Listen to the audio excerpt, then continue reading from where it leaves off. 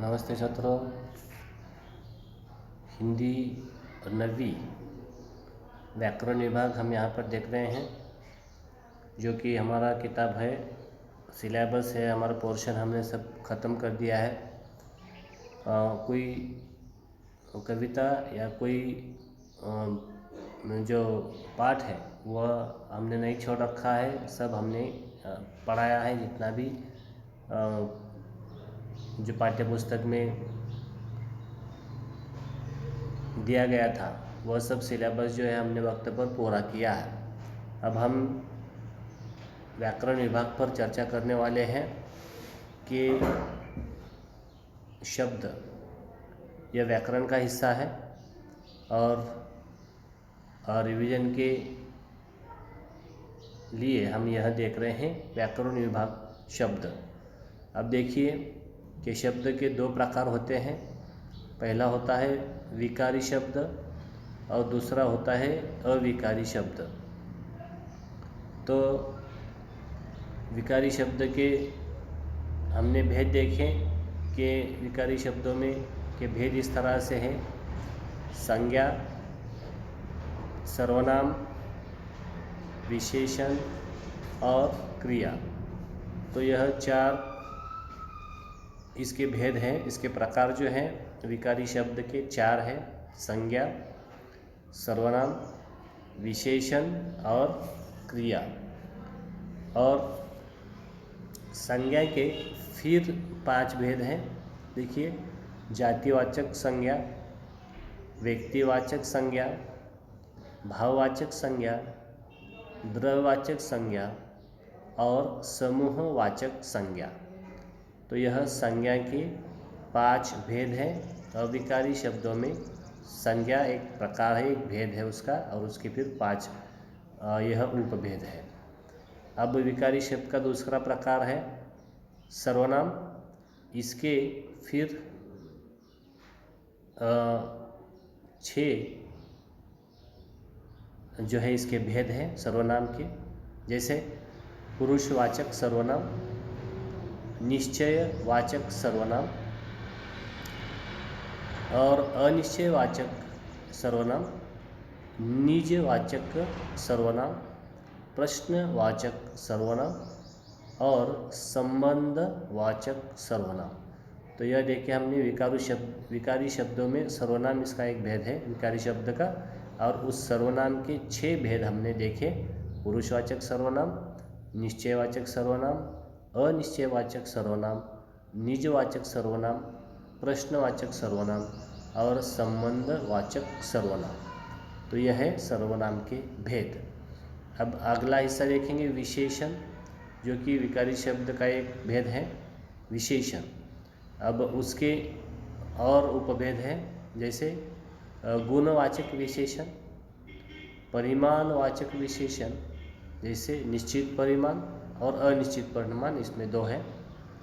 फिर है संख्यावाचक परिमाण, संख्यावाचक विशेषण, जिसमें एक है निश्चित संख्यावाचक विशेषण और दूसरा है अनिश्चित संख्यावाचक विशेषण। और चौथा प्रकार है इसमें, चौथा भेद इसका है कि सार्वनामिक विशेषण। तो यह विशेषण के चार मुख्य प्रकार, चार इसके मुख्य भेद हमने देखे: गुणवाचक विशेषण, परिमाणवाचक विशेषण, संख्यावाचक विशेषण और सार्वनामिक विशेषण। अब चौथा भेद जो है इसका विकारी शब्द का क्रिया। तो इसके फिर पांच भेद हैं, जैसे सकर्मक क्रिया पहला, दूसरा है अकर्मक क्रिया, तीसरा है संयुक्त क्रिया, चौथा प्रेरणार्थक क्रिया और पांचवा सहायक क्रिया। तो यह पांच भेद हैं क्रिया के। तो इस तरह हमने देखा है कि विकारी शब्द के चार भेद और उसके फिर उपभेद जो है संज्ञा, सर्वनाम और विशेषण और क्रिया के इन चार विकारी शब्दों के भेद के बावजूद फिर संज्ञा के उप प्रकार देखे हमने, सर्वनाम के देखे, विशेषण और क्रिया विशेषण। अब आइए अविकारी शब्दों की तरफ, जिसको अव्यय कहा जाता है। अविकारी शब्द यानी अव्यय। अब अव्यय कौन से 4 अव्यय है देखिए। क्रिया विशेषण अव्यय, संबंध सूचक अव्यय, समुच्चय बोधक अव्यय और विस्मय आदि बोधक अव्यय। तो यह अव्यय के 4 प्रकार हमने देखे, जो कि अविकारी, जिसको कि अविकारी शब्द भी कहा जाता है। अभी यह अविकारी शब्द में 4 तरह के अविकारी शब्द होते हैं, जिसको हम अव्यय भी कहते हैं।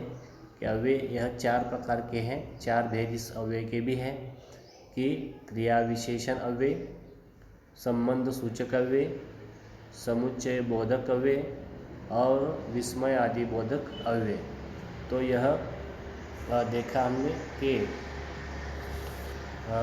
व्याकरण में हम देख रहे हैं शब्द के भेद, अविकारी शब्द और विकारी शब्द हमने यहाँ पर देखे। अब अगला हिस्सा हम देखने जा रहे हैं कि क्रिया के काल। यहाँ पर दिखाई गई हमें क्रिया के काल, देखिए। अब काल कितने होते हैं, काल कितने प्रकार के होते हैं हमें देखना है। पहला, क्रिया के 3 काल होते हैं। पहला है वर्तमान काल, दूसरा है भूतकाल और तीसरा है भविष्य काल। तो यह काल के 3 भेद। क्रिया के 3 काल है। पहला है वर्तमान काल, दूसरा भूतकाल और तीसरा भविष्य काल। अब वर्तमान काल के फिर 3 भेद हैं, 3 काल है। और वर्तमान काल जैसे सामान्य वर्तमान काल, अपूर्ण वर्तमान काल और पूर्ण वर्तमान काल, यह वर्तमान काल के 3 भेद हैं। फिर देखेंगे हम भूतकाल। उसी तरह से जिस तरह से वर्तमान काल के 3 भेद हैं, उसी तरह से भूतकाल के भी 3 भेद हैं। जैसे सामान्य भूतकाल, अपूर्ण भूतकाल और पूर्ण भूतकाल। और भविष्य काल में सिर्फ एक ही भेद होता है, वह होता है सामान्य भविष्य काल। तो यह देखे हमने कि काल, क्रिया के काल कौन कौन से हैं, और इस तरह से 7 क्रिया के काल जो है हमने देखे। वर्तमान काल, भूतकाल और भविष्य काल के प्रकार हमने यहाँ पर देखे। आगे देखिए वाक्य के प्रकार। यहाँ पर दिए गए कि वाक्य के कितने प्रकार होते हैं। देखिए वाक्य के प्रकार, एक रचना की दृष्टि से और अर्थ की दृष्टि से। अब वाक्य के प्रकार रचना की दृष्टि से अलग अलग है और अर्थ की दृष्टि से भी अलग अलग है। अब रचना की दृष्टि से वाक्य के कौन कौन से प्रकार हैं देखिए। पहला है साधारण वाक्य, दूसरा है मिश्र वाक्य और तीसरा है संयुक्त वाक्य। तो यह हुए वाक्य के प्रकार रचना के हिसाब से। अब अर्थ की दृष्टि से वाक्य के प्रकार देखेंगे। एक प्रकार है पहला, वाक्य की दृष्टि से, अर्थ की दृष्टि से वाक्य के प्रकार। पहला विधानार्थी वाक्य, दूसरा है निषेधार्थक वाक्य, तीसरा प्रश्नार्थक वाक्य, चौथा आज्ञार्थक वाक्य और पांचवा विस्मय आदि बोधक वाक्य और छठा संदेश सूचक वाक्य। तो यह देखिए हमने कि वाक्य के प्रकार जो है 2 तरह से होते हैं, पहले रचना की दृष्टि से और फिर अर्थ की दृष्टि से। अब हमने देखा कि रचना की दृष्टि से वाक्य के प्रकार 3 हैं, साधारण वाक्य, मिश्र वाक्य और संयुक्त वाक्य। और अर्थ की दृष्टि से वाक्य के 6 प्रकार हैं, विधानार्थक, निषेधार्थक, प्रश्नार्थक, आज्ञार्थक, विस्मयादिबोधक और संदेश सूचक।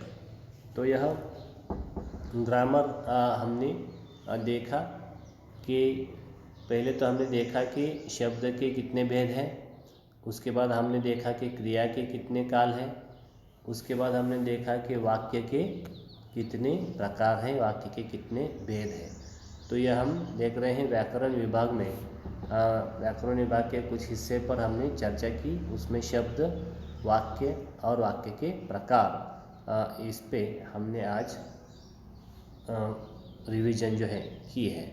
तो इस व्याकरण के व्याख्याओं और इनके भेदों को तुम्हें याद करना है और इसको लिखना भी है। यह स्वाध्याय आपके लिए है।